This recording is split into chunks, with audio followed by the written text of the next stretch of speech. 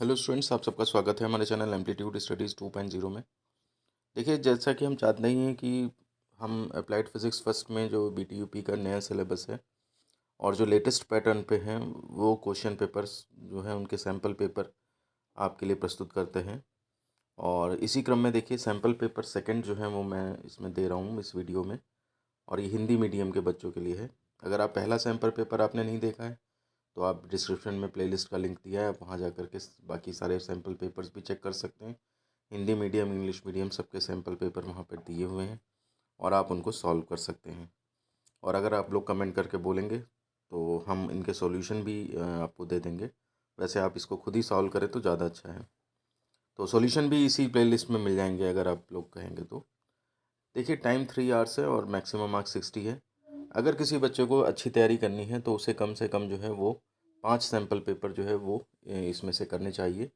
जितने ज़्यादा sample paper कर पाएंगे आप, उतने ही ज़्यादा क्वेश्चंस की वैरायटी का पता लग पाएगा, क्योंकि इसमें सारे वही क्वेश्चंस हैं जो पेपर में आने लायक हैं।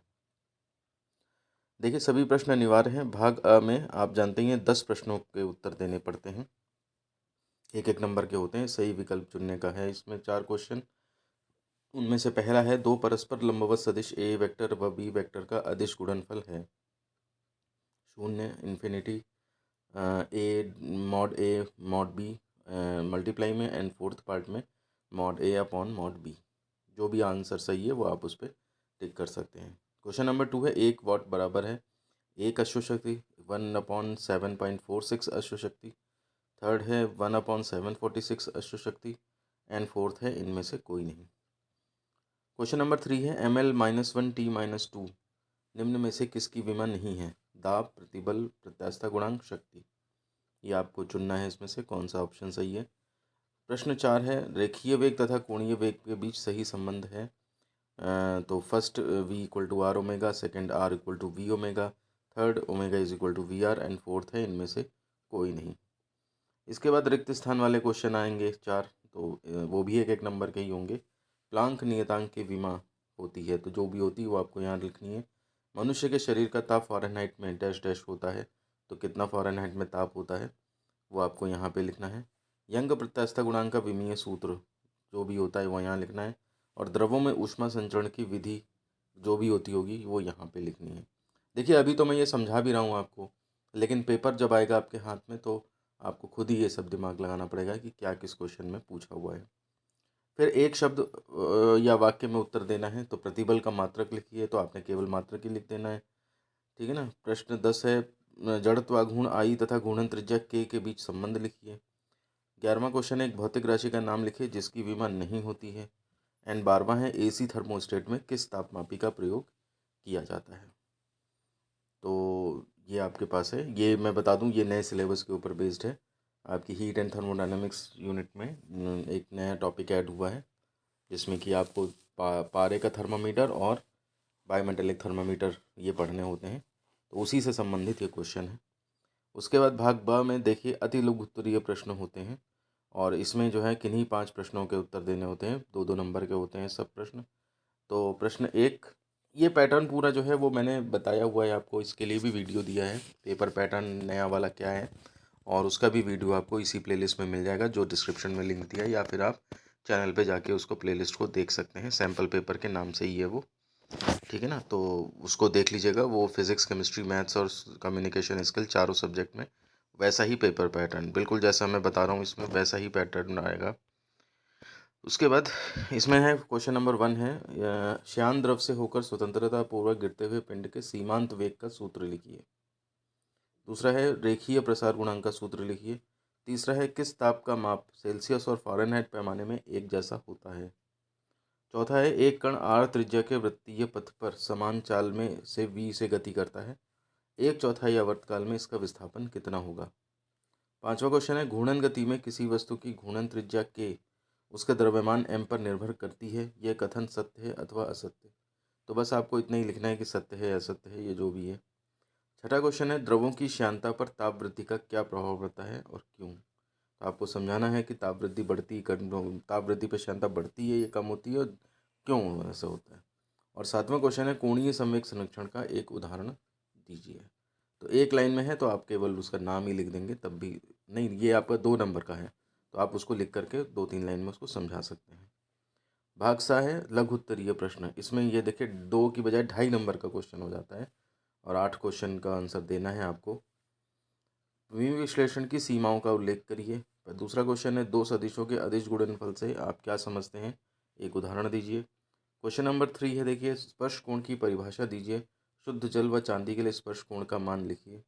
चौथा क्वेश्चन है, बर्नौली के प्रमेय के कथन को लिखिए। पांचवा है, समांतर अक्षों की प्रमेय लिखिए। छठवां है, मोड़ पर साइकिल सवार अंदर की ओर क्यों झुक जाता है, ये बताना है आपको। क्वेश्चन नंबर 7 है, कोणीय संवेग की परिभाषा दीजिए तथा इसका एसआई मात्रक बताइए। आठवां है, रेखीय त्वरण तथा कोणीय त्वरण में संबंध का निगमन कीजिए। और 9वां क्वेश्चन है, प्रतिबल व विकृति के बीच ग्राफ खींचिए तथा विभिन्न महत्वपूर्ण बिंदुओं को समझाइए। 10वां है, एक गोलाकार वस्तु श्यान द्रव में धीरे से गिराई जाती है।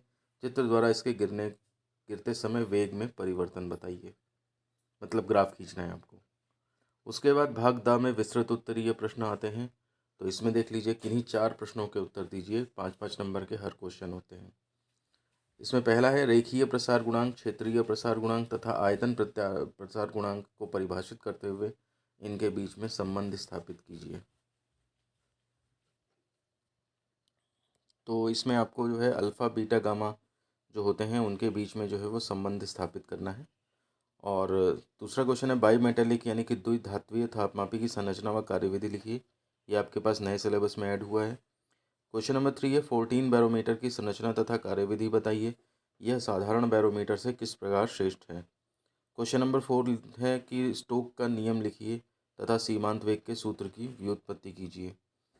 5वां क्वेश्चन है, मुक्त रूप से गिरते हुए पिंड के लिए ऊर्जा संरक्षण का नियम सिद्ध करिए।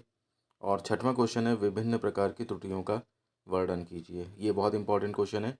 इसके साथ कभी कभी त्रुटियों की परिभाषा भी जोड़ देते हैं कि त्रुटियाँ क्या होती हैं, विभिन्न प्रकार की त्रुटियों का वर्णन करिए। तो ये 6-7 तरह की त्रुटियाँ होती हैं, उसमें वो सब आपको लिखनी है। और ठीक है, खैर तो ये इस तरह से ये सैम्पल पेपर एंड होता है।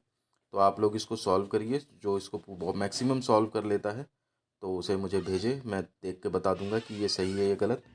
दूसरी बात ये भी है कि आप लोग जो है जब और मार्केट से आपने सैम्पल पेपर या मॉडल पेपर ख़रीदे हों तो आप उसमें वो देख लीजिएगा कि जो सिलेबस में हट गया है कहीं उस पर तो क्वेश्चन नहीं है। क्योंकि अगर आप last year paper, previous year question paper यानी कि PYQ सॉल्व कर रहे होंगे तो भी ये समस्या आ रही होगी कि कौन सी चीज़ सिलेबस में हट गई है या कौन सी चीज़ नहीं, क्योंकि वो तो सीधे उसी तरह से पीछे के छाप दिए होंगे। तो ये चीज़ आप ध्यान रखिएगा कि कहीं कुछ ऐसे क्वेश्चन न तैयार कर जाएं कि जो पुराने बच्चों के लिए ज़रूरी हैं लेकिन आपके लिए जो है उनकी प्रासंगिकता ख़त्म हो चुकी है। तो ये जो सैम्पल पेपर मैंने दिए हैं ये सब लेटेस्ट सिलेबस पर बेस्ड हैं और इनमें पुराना जो है मटेरियल कुछ भी नहीं है। तो इस तरह से आप जो है इनको तैयार करते रहिए और आप अगर कमेंट करेंगे तो हम इस पर सॉल्यूशन वीडियो भी बना देंगे। तो वीडियो को ज़्यादा से ज़्यादा शेयर करें और पसंद आया हो, अगर हमारी मेहनत आपको सही लग रही हो तो इस वीडियो को लाइक करें और दोस्तों में भी शेयर कर दें। चैनल पे पहली बार आएँ सब्सक्राइब ज़रूर कर लें। और अगर आप अभी तक हमारे व्हाट्सएप ग्रुप में नहीं जुड़े हैं तो मैं आपको बता देता हूँ कि 7376292424, ठीक है ना। तो इस केस में जो है वो आप अपने हमसे संपर्क मतलब मैसेज करके अपना नाम, ब्रांच, कॉलेज, सेमेस्टर बता सकते हैं ताकि हम आपका नंबर सेव करके व्हाट्सएप ग्रुप में ऐड कर सकें। तो बाकी इस पे कॉल करने की आवश्यकता नहीं है बिल्कुल भी। साथ ही साथ टेलीग्राम चैनल से अगर नहीं जुड़े हैं तो एम्पलीट्यूड स्टडीज़ 2.0 नाम से ही टेलीग्राम चैनल है। तो जिनको उसमें जुड़ने में थोड़ा सा हेजिटेशन है व्हाट्सएप ग्रुप में तो वो इसको ज़रूर ज्वाइन कर लें।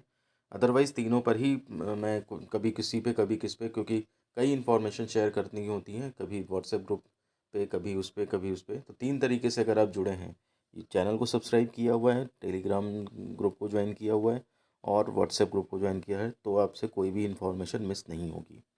अक्सर कभी कभी होता है कि हम बिज़ी होते हैं और नोटिफिकेशन कोई आता है हम उस टाइम पे मिस कर देते हैं, लेकिन व्हाट्सएप में जो है वो नोटिफिकेशन आपको दिखता रहता है कि हाँ भाई कोई मैसेज आया है। तो उस पर आदमी की आदत होती है कि वो बार बार व्हाट्सएप ज़रूर चेक करता है, भले ही वो नोटिफिकेशन चेक करे या नहीं करे। तो बहरहाल वीडियो को फिर यहीं पे ख़त्म करते हैं, मिलते हैं आपसे ऐसे ही किसी नेक्स्ट वीडियो में। धन्यवाद।